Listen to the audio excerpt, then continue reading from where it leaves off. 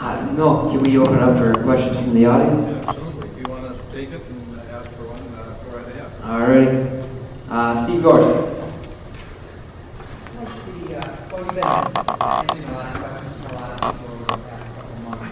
I'd like to turn the tables on you folks. I would like each of you to ask the other candidate a question about an issue that you care about, that you feel the other candidate is maybe weak on.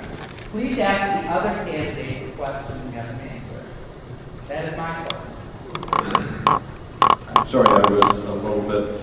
They heard me, Dave. Okay.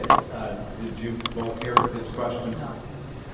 Please ask each other a question about an issue that you feel the other candidate might have a weakness on, or you feel that you might be better on. Well, let's say that you would be better on it. I prefer not to deal with weaknesses, but okay.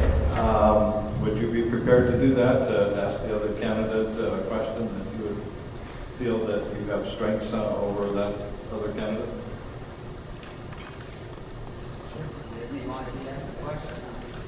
Okay. We'll let you start. Well, going to government spending,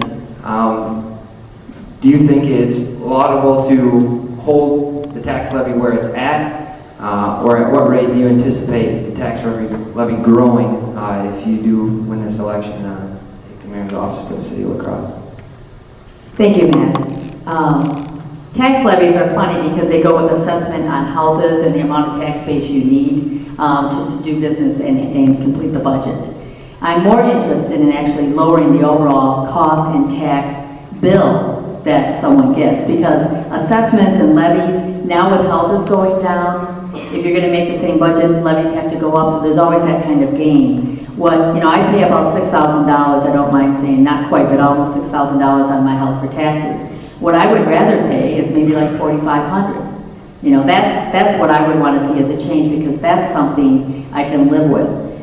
One of the things that I think we, again, need to be looking at in taxes is equitable taxes across the county. And again, right now, the property tax owners of La Crosse are paying too much of the share of the need for taxes locally. So I'm more interested because, again, assessments and levies and stuff like that change. And you can actually go down on a levy, but if assessments go up, you're paying more. So you don't want to get caught in that game.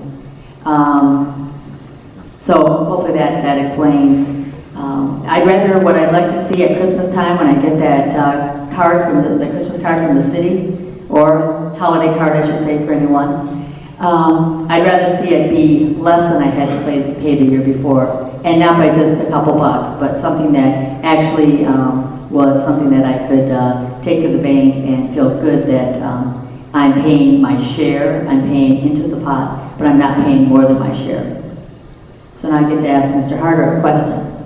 Mr. Harder, there's been some discussion lately, and one of the areas that I feel that, as a leader, you have to make difficult decisions. You have to work with all sorts of situations, and you can't always tell the public everything. You can't always side with one person or another. You really, as a leader, have to be somewhat neutral. And one of the questions I would like to ask, and I actually see your dad back there, so you probably must answer this question if you don't, but in the Harder business, what's the policy for people who don't pay their bills? How far do you let someone who is using your services go into debt before you say no more? Do you know what that is? Well, we don't have an exact policy for every person that we tell them, we like to work with people. I feel that we get to know our customers. If our customers are having problems, we like to work with them. And if they are running into troubles, we help them out wherever we can. So we do take that on a case-by-case basis. Like I said, if somebody's running into tough times, we do lend them a hand and lend them a credit. And sometimes we don't always get paid back, and that's part of the business. And it's just something that you have to suck up once in a while by working with people. So we do get to know our customers, and we don't have very set policies. We work with each of them individually and cater to them the best we can. Okay, thank you. Do we have another question from the audience back there? Question directed at Mr. Harder. If you become mayor and you have to negotiate a contract with your family's business, isn't that a conflict of interest? And if you exclude yourself from that negotiation, are you not failing in your job as mayor, whose job it is to negotiate that contract? Okay, I think you probably heard the question. Yeah.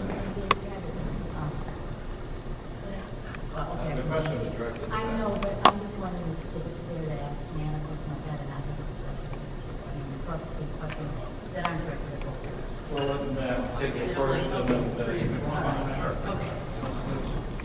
Thanks for the question. On the spot. No problem at all. I can't deal with those legally. I can't negotiate rates, and I can't, if I don't have ownership in that company, which I don't, the LLC that hauls for the city of La Crosse, I can't legally negotiate rates. Would I personally declare a conflict of interest? Absolutely, because I think there is one there. And no, I don't think that one area for the city, if I'm not able to negotiate rates, we have plenty of people to do that. I don't think that I'm going to be failing on a duty as a whole as the mayor of the city of La Crosse. There's much more going on out there than just negotiating trash rates with a trash hauler for one city. So absolutely, I do not think that's going to be a big detriment for me declaring a conflict of interest. All the time, legislators declare conflicts of interest, and I feel there's a number of other areas where I can serve and where I can help out without taking part in dealings with the trash hauling contract for the city of La Crosse. I would like to have the people identify themselves. That was Randy Magno. I can't Yes. see for sure. Randy Magno. He's 7th District Council.